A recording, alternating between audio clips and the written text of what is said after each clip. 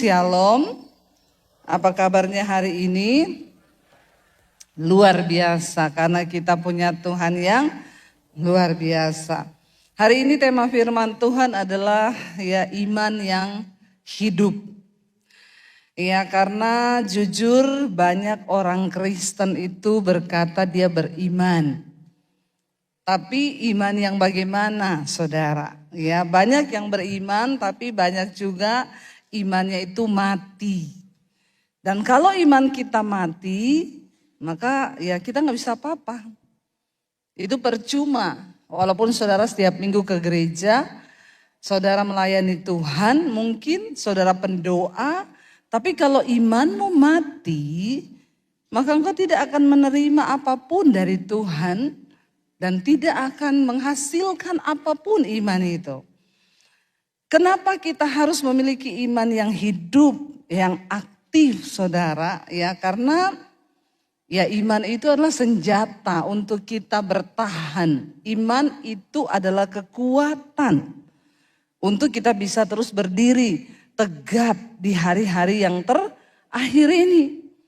Ya, karena Alkitab bilang akan datang masa yang sukar. Dan kalau orang imannya itu ya setengah-setengah, mati enggak, hidup enggak, ya sekarat, ya maka kita enggak akan mungkin melihat. Dan kita tidak akan mungkin berdiri teguh sampai ya bisa mempersiapkan diri menyongsong kedatangan Tuhan kali yang kedua. Kita mau atau tidak, kita suka atau tidak, Alkitab bilang di hari yang terakhir akan datang masa yang sukar. Mau lari kemana, saudara? Ya, kabur aja dulu. Ya, nggak usah kabur-kabur, dalam hadirat Tuhan saja kita cari Tuhan, ya. Kenapa? Karena ya dimanapun kita pergi, ya kesulitan, kesukaran itu akan ada.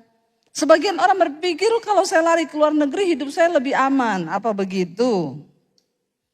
Ya, saya kemarin baru pulang dari Australia. Saya ketemu banyak orang Indonesia di sana. Saya tanya, ya apakah kamu di sini happy? Ya kalau mau ditanya jujur, ya kami pengen di Indonesia aja, Bu. Yang di Indonesia pada pengen kabur. Nggak tahu mau kabur kemana. Ayo kabur dalam hadirat Tuhan, yuk. Karena hanya di dalam Tuhan dengan iman yang hidup kita ini akan mengalami rencana Tuhan. Bukan soal di mana saudara berada, tapi apakah hari ini engkau berada dalam rencana Tuhan, itu yang terpenting, amin. Ya, mau saudara lari ke Belanda, mau lari ke Jepang, Amerika, Australia, mau lari ke planet sekalipun di luar angkasa, kalau kau tidak berada dalam rencana Tuhan yang sempurna, maka semuanya akan gagal. Ya, gagal total. Kenapa kita harus punya iman yang hidup? Karena kita sedang ada di zaman yang tidak baik-baik saja.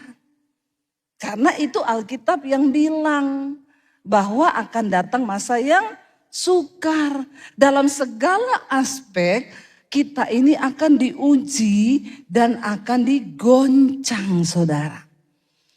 Suara saya ini bisa agak dikasih bass sedikit enggak ya? Terlalu kayak mak-mak ini. Ya, tes 1, 2, 3, 3, 2, 1. Saya enggak tahu ngomongnya apa tapi dibikin berat sedikit ya suara saya.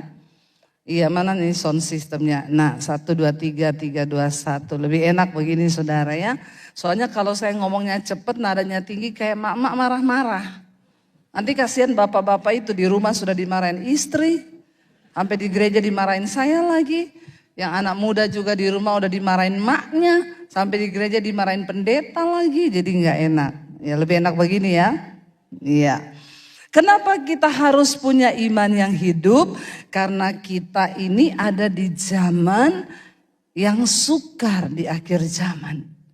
Bagaimana gak sukar, saudara? Kita buka media sosial sekarang. Ya, saudara bangun pagi melakukan aktivitas, buka media sosial coba. Begitu buka, Pertamax oplosan. Udah ambis, udah emosi enggak? Ya, emosi saudara. Apalagi kalau dengar kalkulasinya. Saudara kalau seorang pengendara motor, saudara isi satu hari sekian, maka kalau dikali dengan berapa tahun korupsi, Anda dirugikan 30 juta. Jadi emosi itu yang baca. Ya, terus Anda minta ganti rugi enggak? Begitu di scroll yang bawa gayung lope pink. Ibu-ibu, ya, bapak-bapak yang nggak ngerti nanti pulang tanya sama istrinya apa itu gayung lope pink. Isinya media sosial Indonesia. Gayung lope pink, perakor, ani-ani. Ya, sudah saudara. Nanti scroll lagi beritanya apa? Agus. Ini Agus ini banyak, Agus pembunuh, Agus penipu, Agus pemerkosa, Agus buntung, banyak sekali. Sampai suami saya tanya, saya Agus itu siapa? Emboh. Nggak tahu Agus itu siapa, saya juga nggak tahu. Semoga nama Agus ini tidak seperti itu ya. Jadi kita ini buka itu pembunuhan, buka itu penjambretan, buka media sosial ini hari-hari ini saudara. Ya itu berita-berita itu bikin error otak kita ini kalau kita nggak benar-benar memfilter apa yang kita dengar. Hari-hari ini media sosial itu bikin semakin ya heboh. Belum selesai kasus Pertamina oplosan segala macam ini lagi kapal ASDP korupsinya 800 miliar. Ini 1.000 triliun. Itu uang. Makanya berdoa sungguh-sungguh buat bangsa ini saudara. Kasihan bangsa kita ini sebenarnya kaya. Tapi karena banyak pejabat yang rakus ya. Mending makan babi daripada korupsi 1.000 triliun. Iya enggak saudara? Udah makan babi aja deh ya.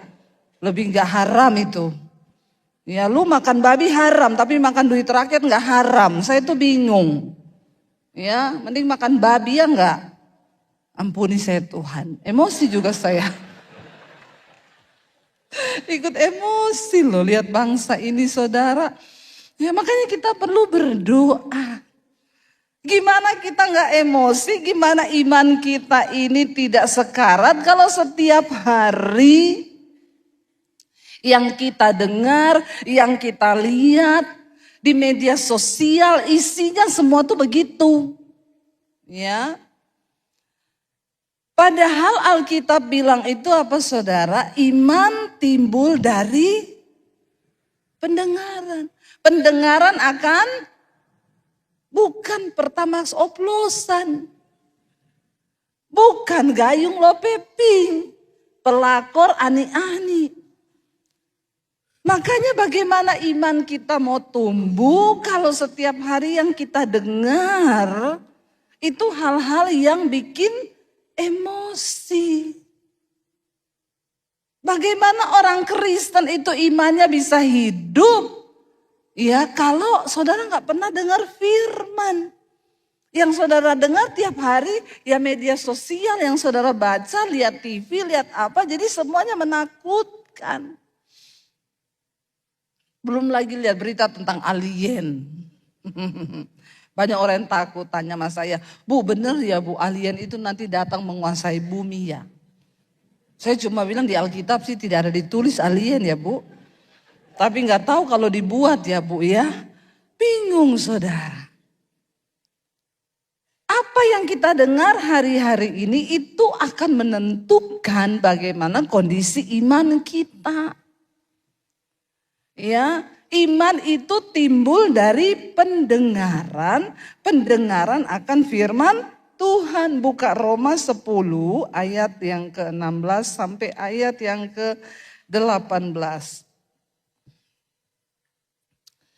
Firman Tuhan ini Yesus yang berkata saudara. Ya, kata Tuhan Yesus di sana Roma 10 tadi di mana saya pendengaran akan firman Tuhan ya.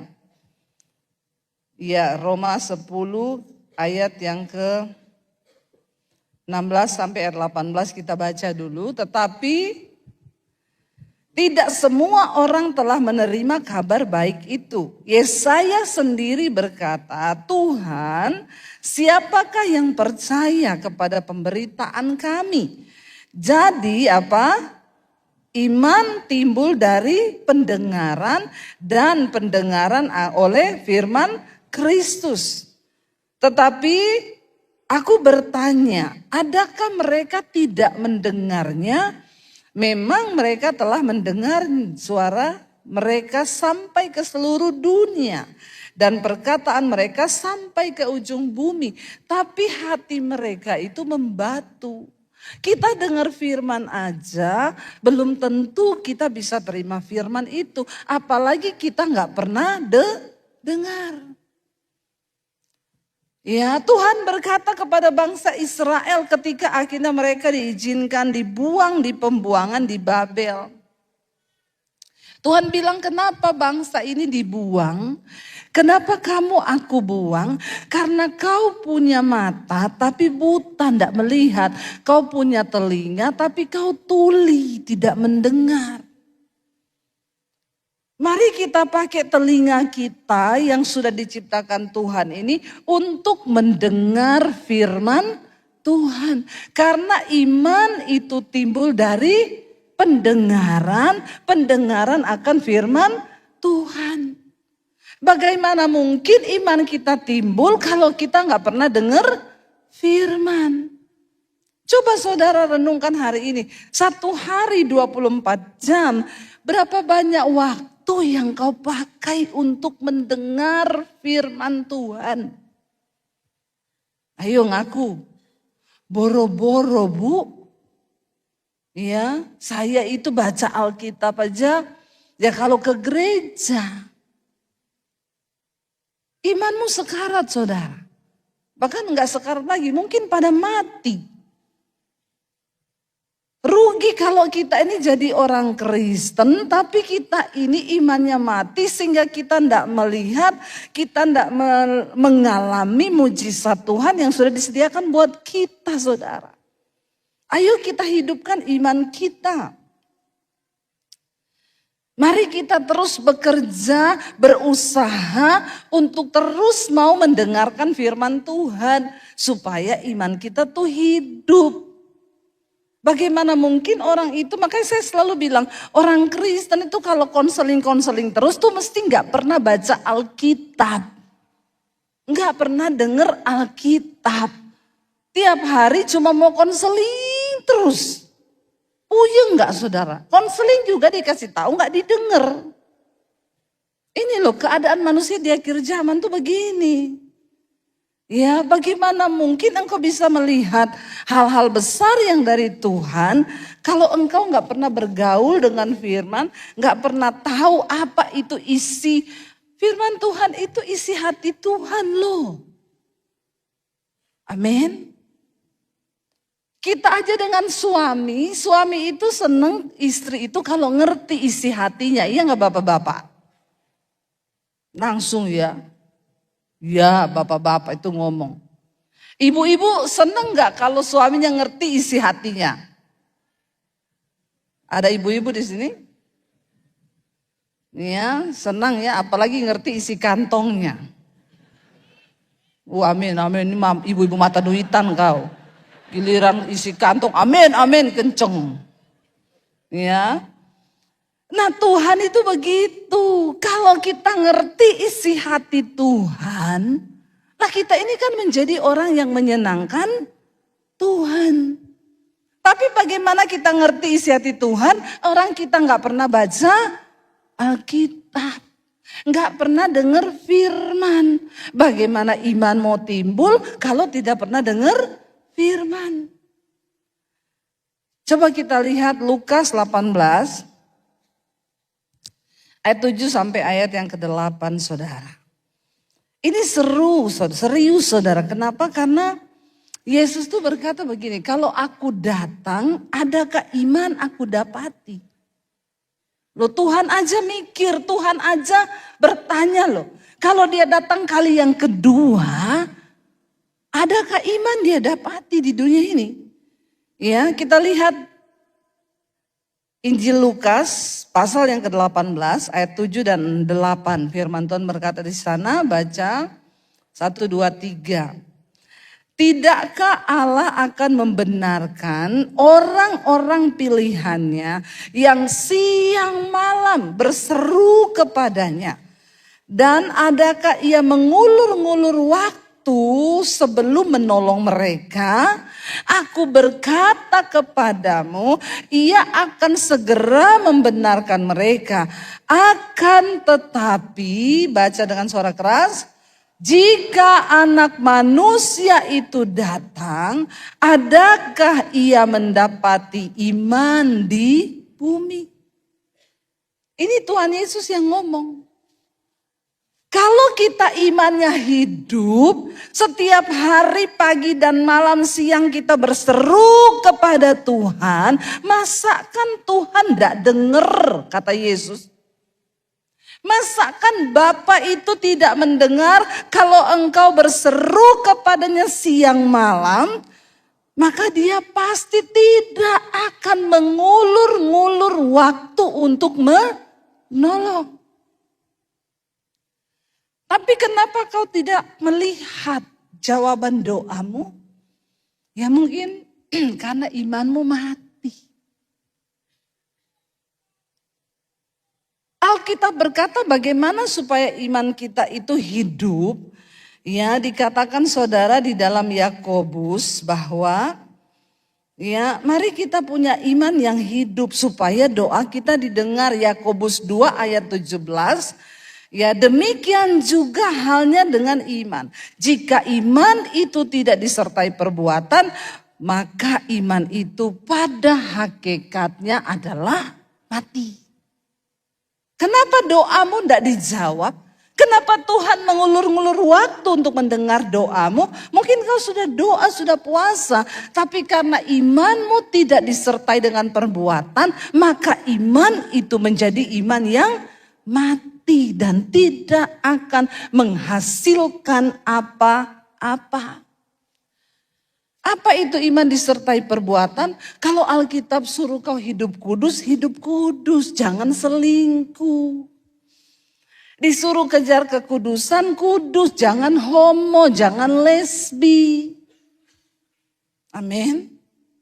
Ya, sekarang banyak saudara, ya. Sekarang banyak ini yang begini-begini, bahkan gak malu-malu di Indonesia sekarang. Cowok sama cowok ciuman. Ya, dihujat semua orang, dia bilang, oh lu tinggal di desa ya. Kalau orang di kota udah biasa, kota mana dulu? Ngeri sekarang ini. Orang berdosa bangga. Ya, kalau Tuhan suruh kau hidup kudus, jangan kepahitan. Jangan marah, jangan benci keluargamu. Ya, jangan berantem suami istri. Ya, jangan kau hidup dalam kepahitan, kekecewaan. Kalau kau terus hidup dalam kepahitan, kekecewaan, itu artinya imanmu mati. Sekalipun kau pelayan Tuhan, gembala sekalipun, kalau ada kebencian di dalam hati, maka iman itu mati, saudara.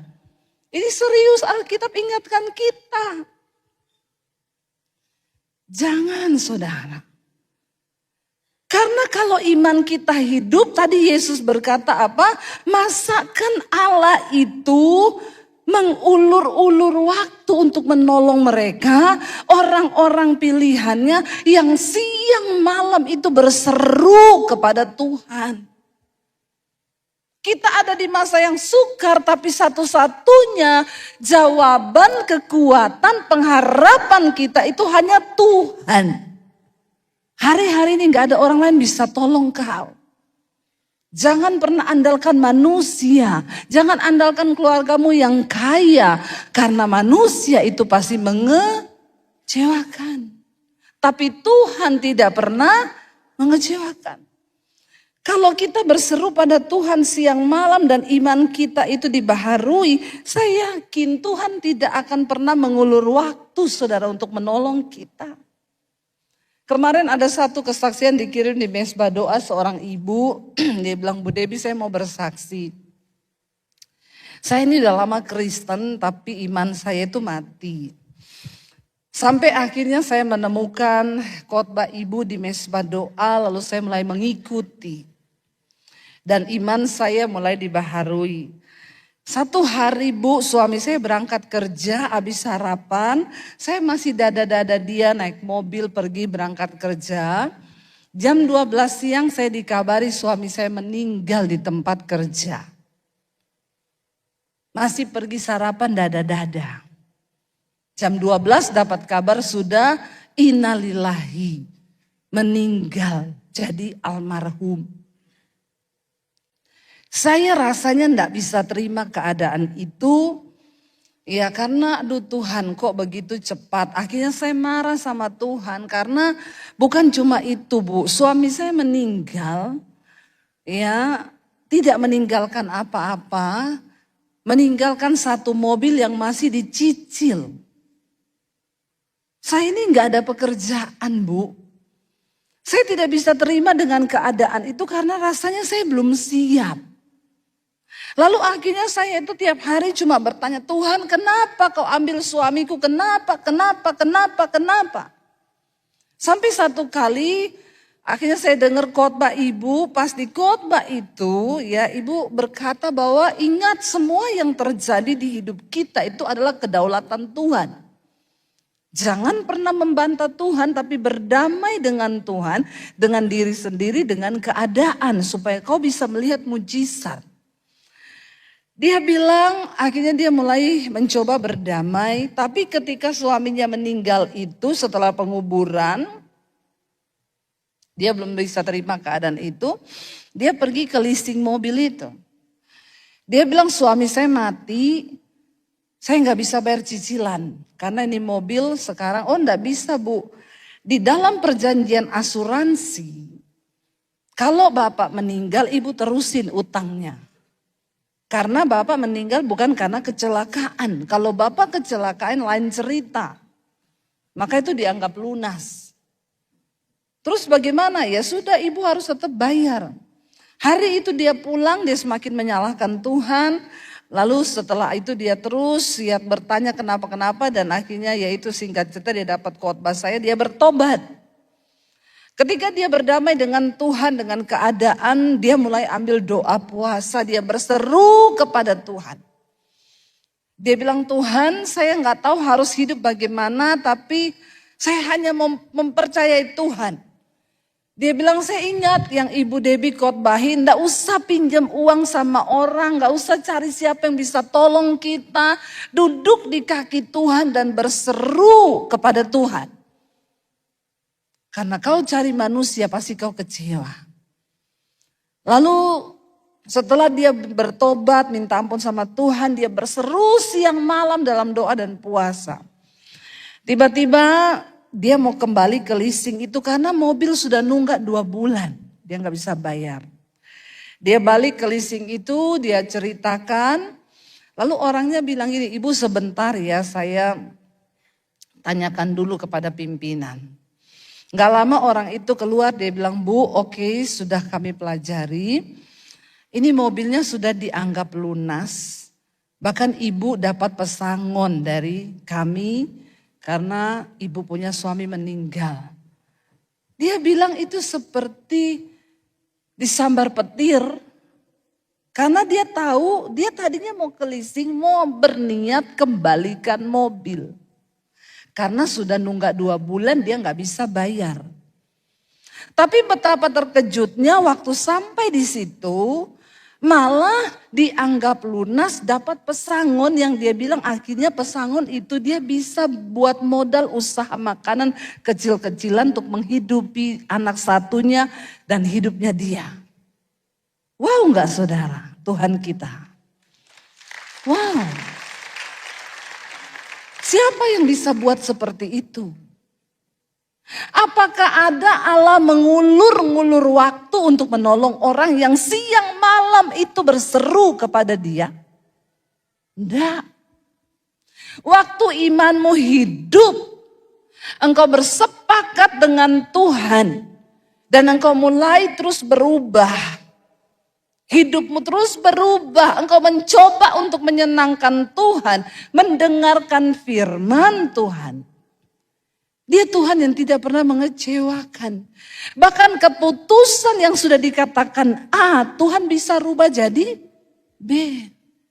Sebab Alkitab berkata, Tuhan yang menguasai setiap hati manusia untuk membelokkannya ke kanan atau ke kiri. Dia datang ke leasing dengan niat mau kembalikan mobil karena tidak bisa bayar, sudah nunggak 2 bulan. Tapi Tuhan berkata lain. Sampai di situ mobil dianggap lunas dan sekarang ibu ada pesangon sedikit yang dia bisa buat catering kecil-kecilan untuk menghidupi dia dan anaknya. Ini kan seperti kisah janda dan buli-buli minyak yang tidak pernah berhenti. Cuma karena zaman sekarang udah gak ada janda-janda yang buli-buli minyak itu. Jadi ya Tuhan bekerja dengan cara yang lain. Tapi kan terjadi. Amin saudara. Ada begitu banyak janji Tuhan yang akan digenapi dalam kehidupan kita. Asal iman kita hidup. Bilang kanan kirimu, bangun, hidupkan imanmu. Jangan punya iman standar. Jangan punya iman yang mati. Jangan punya iman yang biasa-biasa aja. Ayo kita punya iman yang hidup. Amin saudara.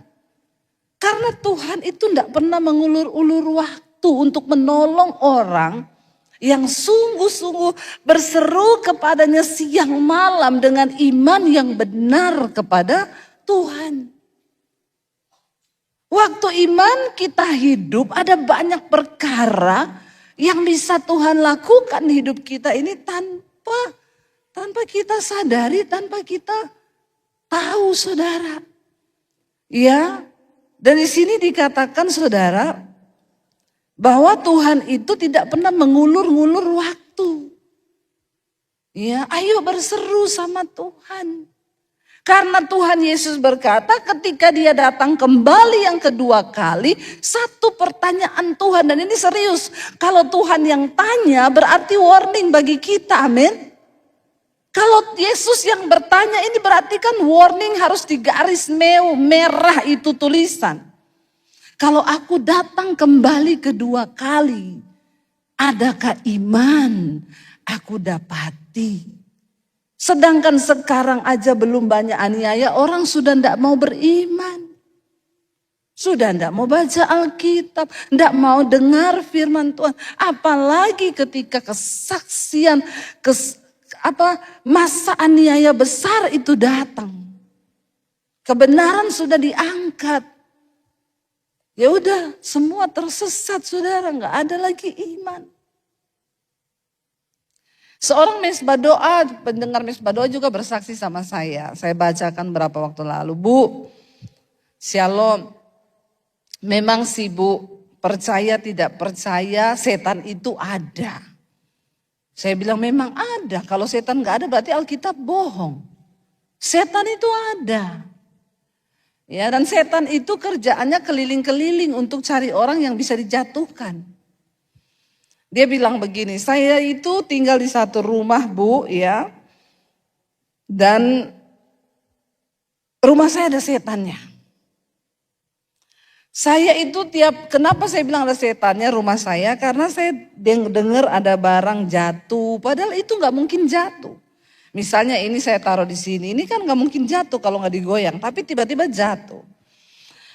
Kalau setiap subuh itu jam-jam 2 dini hari, saya tuh mendengar ada orang jalan-jalan di rumah. Padahal tidak ada orang, tapi ada suara kaki jalan-jalan. Horor ya saudara. Nanti lampu mati hidup. Jadi saya tahu rumah saya ada setan. Dan yang paling luar biasa, saya tahu rumah saya ada setan. Saya nih tiap hari marah-marah, ndak ada alasan, nggak ada pasalnya, saya marah-marah. Jadi saudara yang tiap hari marah-marah itu bisa jadi Anda kerasukan setan. Tapi Anda ndak tahu, loh benar ini benar. Salah satu tanda paling umum orang dirasuk setan tuh marah-marah tiap hari. Karena setan tuh nggak suka ketawa-ketawa. Ya, kecuali gila. Setan tuh gak suka sukacita. Pokoknya apa yang Alkitab tulis itu setan gak mau.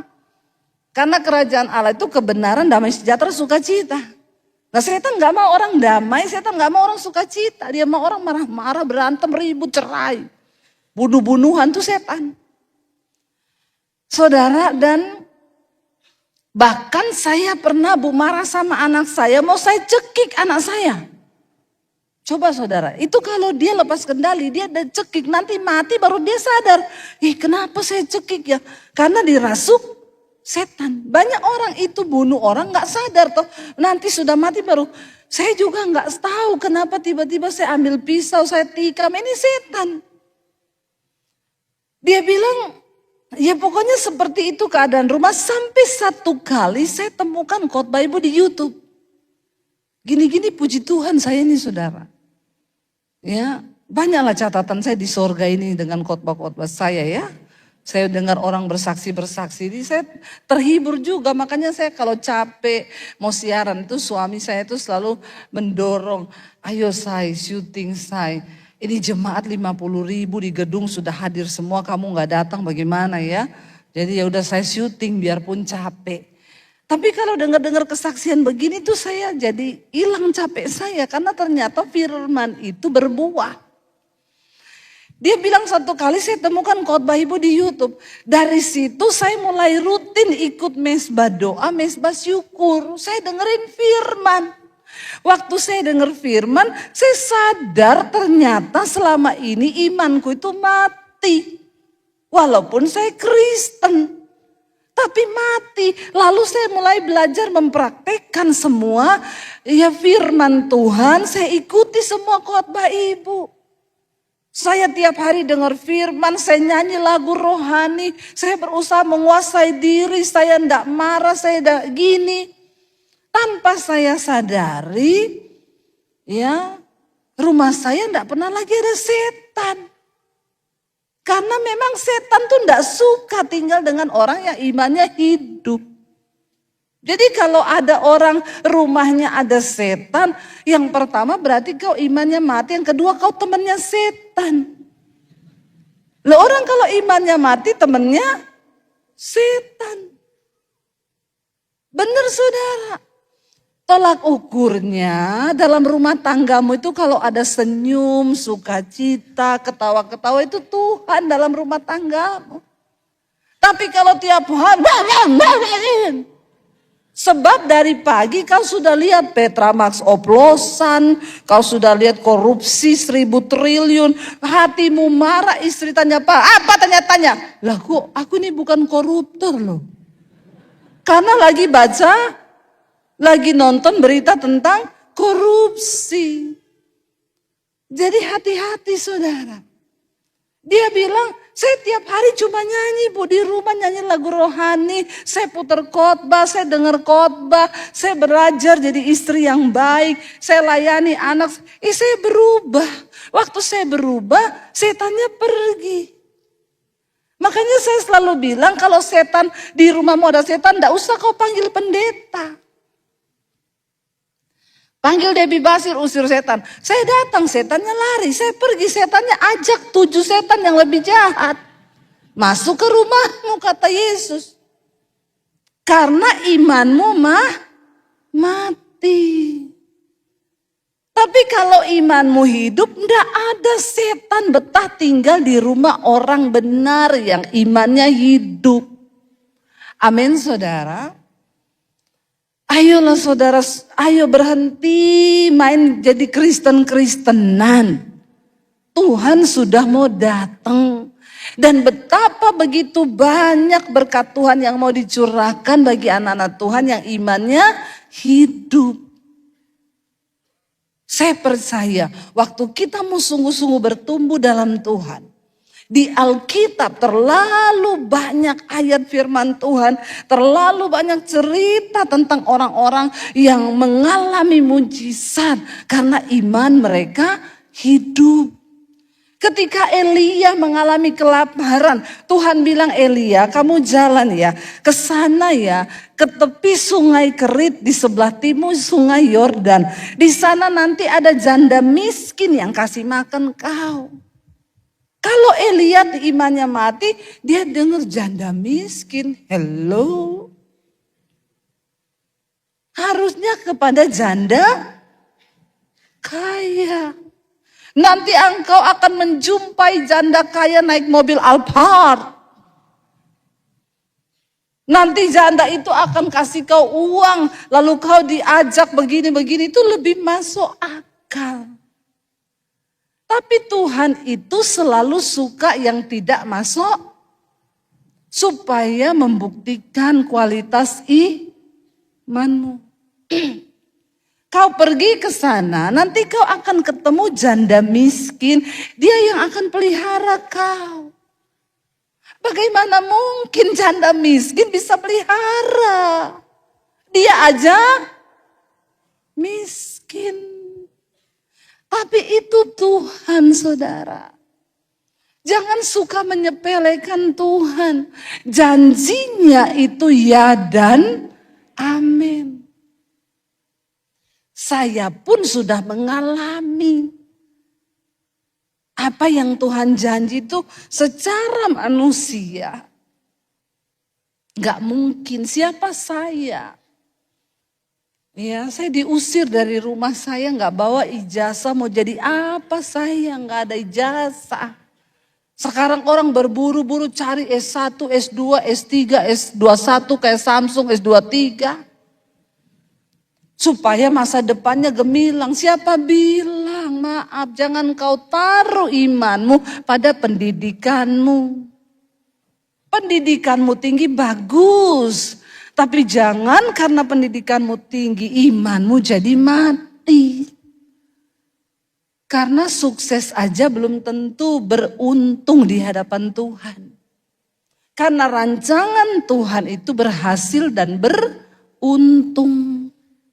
Jangan cuma mau berhasilnya, tapi kejar iman yang hidup supaya engkau juga beruntung. Orang berhasil banyak tapi tidak beruntung. Makanya rumahnya banyak, marah-marah terus, kepahitan terus. Nah itu kau rugi, saudara. Mari kita sungguh-sungguh percaya pada Tuhan. Ini waktunya sudah habis loh, sudah lewat 5 menit. Sepertinya baru mulai ya. Saya aja baru berkeringat sedikit ini ya. Tapi sudah habis waktunya. Kita berdoa, ayo saudara, hari-hari ini di tengah keadaan zaman yang tidak menentu. Ingat Alkitab berkata, dunia ini sedang lenyap dengan segala keinginannya. Tapi orang yang benar akan tetap hidup oleh percayanya kepada Tuhan. Oleh imannya kepada Tuhan. Amin.